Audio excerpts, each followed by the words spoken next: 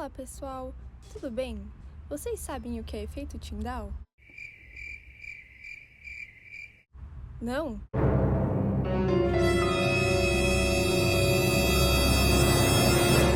Então venham conosco que nós vamos explicá-lo.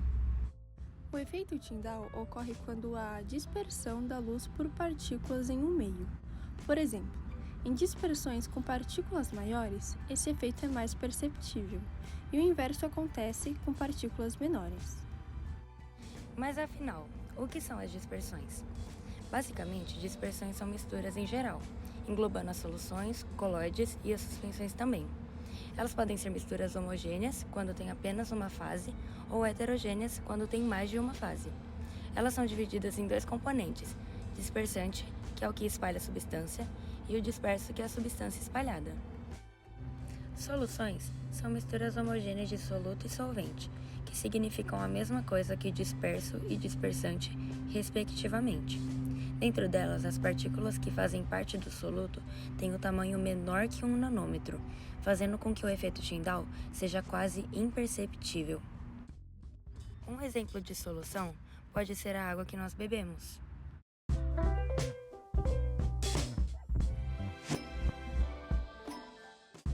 Outro exemplo de solução onde o efeito Tyndall é mais perceptível é a água com açúcar.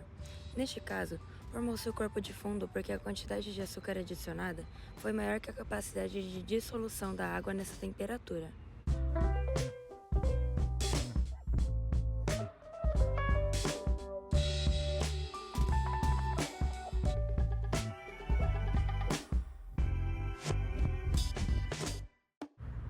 Um fator importante dentro da solução é a solubilidade dela. Mas o que é solubilidade? Solubilidade está relacionada com a capacidade que uma matéria tem de se dissolver ou não. Lembrando que a matéria que se dissolve é chamada de solvente e a matéria que é dissolvida é chamada de soluto. E a partir desse processo, a formação de uma solução homogênea, fazendo a dispersão do soluto no solvente. Mas também existe uma classificação para definir o tipo de solubilidade, e elas são soluções insaturadas, saturadas e supersaturadas. É uma solução saturada quando a capacidade máxima de dissolução da matéria é atingida, e quando não é atingida essa capacidade é chamada de solução insaturada. E ainda, as soluções supersaturadas é quando ultrapassa a capacidade máxima de dissolução da matéria, formando um corpo de fundo. Um exemplo disso é quando nós fazemos um suco e no fundo do copo é possível vermos o açúcar acumulado. Este é chamado de corpo de fundo. Uma característica específica das soluções supersaturadas é que são instáveis e com a tendência a se tornarem saturadas. Agora, para entendermos melhor, vamos imaginar a seguinte situação. Imagine um garçom que trabalha em um restaurante e ele consegue carregar de uma vez só 60 pratos. Essa é a sua capacidade máxima, ou seja, ele está saturado. Mas um dia tranquilo de trabalho, ele carrega de uma vez 40 pratos, então ele está insaturado, abaixo de sua capacidade máxima. Por outro lado, em um dia bem corrido e em que o restaurante está bem cheio, o garçom tem que carregar bastante pratos para atender a todos. Então, ele carrega 80 pratos, ele está supersaturado, ou seja, ultrapassou sua capacidade máxima. Dessa forma, ele se desequilibra e derruba no chão 20 pratos, assim acontecendo o que chamamos de corpo de fundo. E ele voltou a estar saturado, apenas com 60 pratos que consegue carregar. Colóides são mistura com aspectos de solução em estado líquido, sólido ou gasoso, compostas por uma fase dispersante e outra dispersa. É uma mistura heterogênea, ou seja, apresentam mais de uma fase, porém, a olho nu aparenta ser uma mistura homogênea. O tamanho das partículas do disperso é de 1 a 1000 nanômetros.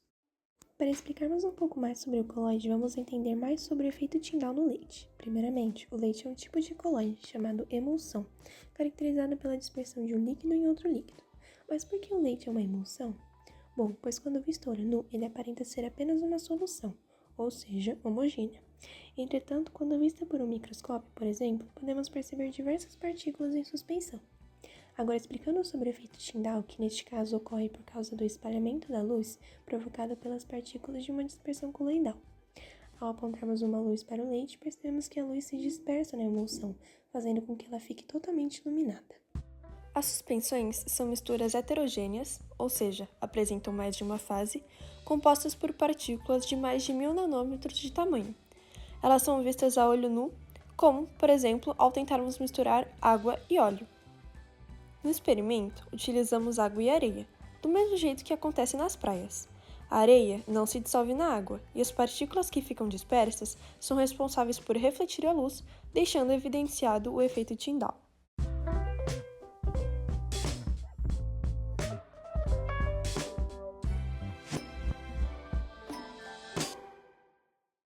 Algumas aplicações práticas do efeito Tyndall são quando nós olhamos para o ar e conseguimos ver as partículas de poeira, ou então quando estamos no carro no meio da neblina e ao ligarmos os faróis, vemos exatamente onde a luz passa.